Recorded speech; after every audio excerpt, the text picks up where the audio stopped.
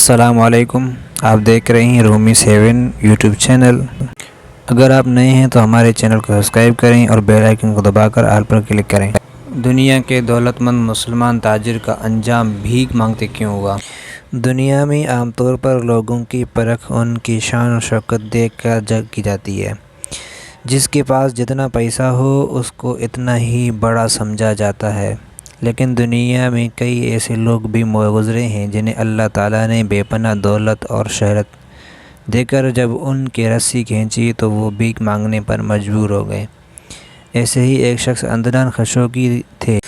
70 اور 80 کی دہائی میں ان کی شہرت اور دولت کا اتنا چرچا تھا کہ شہزادیاں اور شہزادے ان کے ساتھ ایک کپ کافی پینے اپنے لیے اعزاز سمجھتے تھے۔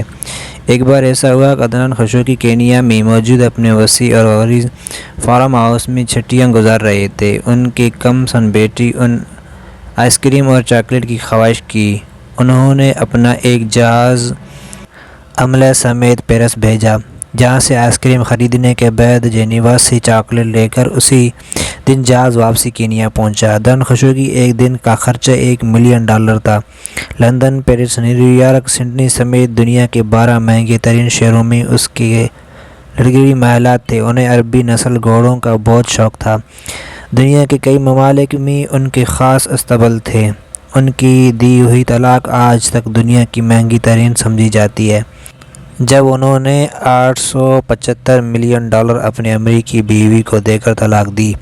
عدنان خشوگی کی ملکیت میں جو یاٹ تھی وہ اپنے دور کے سب سے بڑے یاٹ تھے، جو اس وقت بادشاہ کو بھی نصیب نہ تھے۔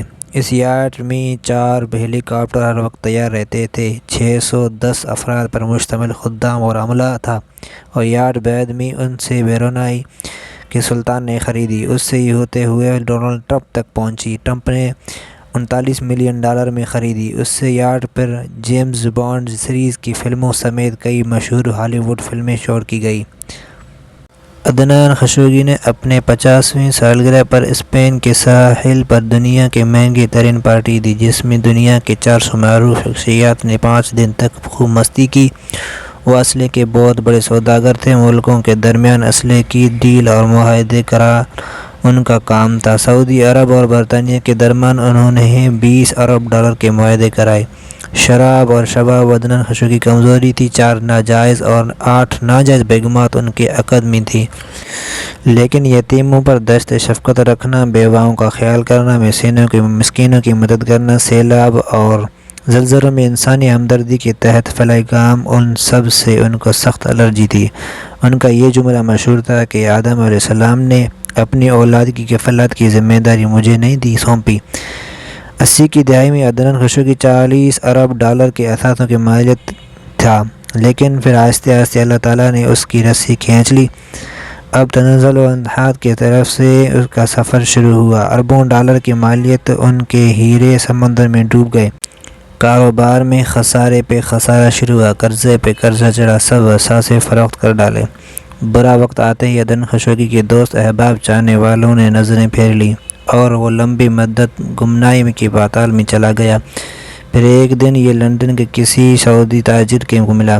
اس کی حالت غیر ہو چکی تھی۔ اس نے تاجر سے کہا، میں وطن واپس جانا چاہتا ہوں، لیکن کرایہ نہیں۔ اس سعودی تاجر نے اکنامی کلاس کا ٹکٹ خرید کر اسے دیا اور یہ جملہ کہا، اے عدنان، اللہ تعالیٰ نے فقیروں اور غریبوں پر مال خرچ کرنے اور صدقے کا حکم دیا ہے، یہ ٹکٹ بھی صدقہ ہے۔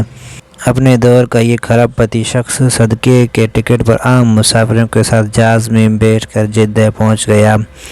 اس کی پیدائش مکہ مکرمہ میں ہوئی تھی۔ اس کا والد شاہی طیب تھا۔ یہ شخص ترکی میں قتل ہوئے